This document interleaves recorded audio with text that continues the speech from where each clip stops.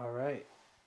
Episode 2 of Dear Dads. And I feel like I had this grand idea originally where I would basically go through every single week from the day that Madeline was born all the way to where we are now. But I don't necessarily know if that's going to make sense because I don't quite remember as much as I thought that I would have. And of course, I do have some things written down, but I just from a storytelling standpoint, I don't think it necessarily makes sense. So what I want to do is actually be able to go through each month because currently at this day we are February 6th and it is 4 months plus in. It doesn't quite make sense to kind of go week by week because we might be here a while and yeah, it's boring. So, anyways, I just want to kind of share a little bit more about like the days of try to go through a month as much as I possibly can. September 26th was the day Madeline was born, and my first reaction just by looking through pictures and things like that as I have my memory, it was probably one of the most. I mean, it is the best experience that you can experience in your life is the birth of a child, your child. It didn't feel real for the most part. I had absolutely no idea what I was doing. I didn't necessarily think that I would be a father for a long majority of my life, whether that be the people that I've met prior, or maybe it was just like the whole business entrepreneurship thing. I didn't quite know if I would be a dad. I'm 36, and so relatively not old, but older-ish than most people that I know of that have children. Most of my friends, people that I'm associated with, my brother, had children much younger, which I am a little bit envious of because I do wish that I would be younger when I had my first kid if I were to have had one earlier. Super grateful that I didn't, of course. But I think some things that I would really like to do as an older dad is to run a marathon with my daughter. I don't know if we were to have a second, I don't know if I'd be open to running a second marathon, but I really would like to run a marathon with my with at least one of my children, and I want to be able to stay lean and strong as much as I possibly can. But the birth, I think, just was incredible from my wife going into the birthing process. I remember specifically, and I'm saying these things specifically because I hope Madeline can watch this at some point in time in her life.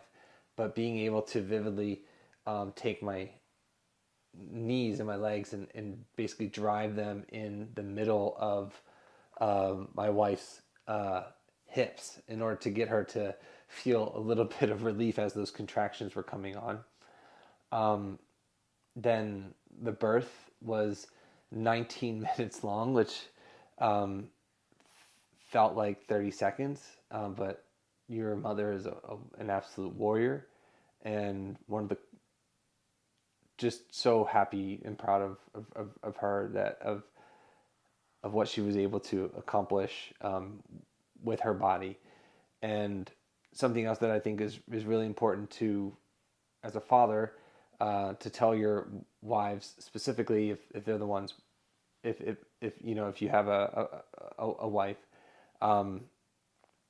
to make sure they do CrossFit, or at least make sure that they're physically active throughout the entire pregnancy. I think it's super vital, super important. Um, I think sharing in our the experience with your grandparents, I think was also special, especially because one grandparent was not there, and was sad for me as my mom passed away and wasn't able to actually experience this. but was super grateful that my mother-in-law and my father-in-law were there, and also my dad and my brother and stuff like that. Another thing that was really great experience is pictures. I didn't. We actually told ourselves beforehand when the baby was born we weren't going to get pictures, but then we ended up getting pictures, and I I I, I don't. I think it's the best thing that you can possibly do. I highly, highly, highly, highly recommend getting pictures taken with you and your baby and whoever else is there to kind of support you at the hospital. Um, so then we go into night one, and night one was just like a WTF moment because I have absolutely no idea what I'm doing. I watched a ton of videos online. I've read Baby Wise, and so I feel like from a mental standpoint, I was relatively ready. But then the baby's in your arms, and you know now you have to figure out you have to keep this baby alive. So um, super cool experience from the first day, putting them into the. I just saw a picture of my daughter smiling um, in the car seat for the first time. That was cool. I would say this was probably one of the coolest moments for me is like walking out with a baby at the hospital. Another thing too, and I think there's a lot of research and study that goes into it, is we have a really large dog. As you can see here, that's the baby, and that's Madeline, and that's our Great Dane, Mabel. Is the introduction process, and for Mabel at least specifically, one of the coolest things was Mabel legitimately we introduced them. Our mother-in-law actually had brought like a blanket or hat or something like that to Mabel the night before, and then when she was coming home, Mabel is a very protective, loving, best dog on the planet dog, and when we brought Madeline home, we actually picked Madeline up for a brief moment, and Mabel, I do this all the time, ran around the entire house trying to find Madeline, and that was quite magical because she was trying to figure out where she was, whether it be to sniff or to protect or whatever it is. It was just a really cool experience. Then we came into the house.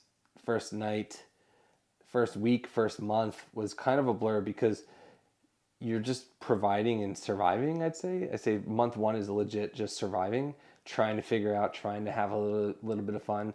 I think the saving graces that we had were making a random cocktail for each other. I think that was probably a saving grace. Again, I'm going through pictures, so I'm kind of just reliving this in real time.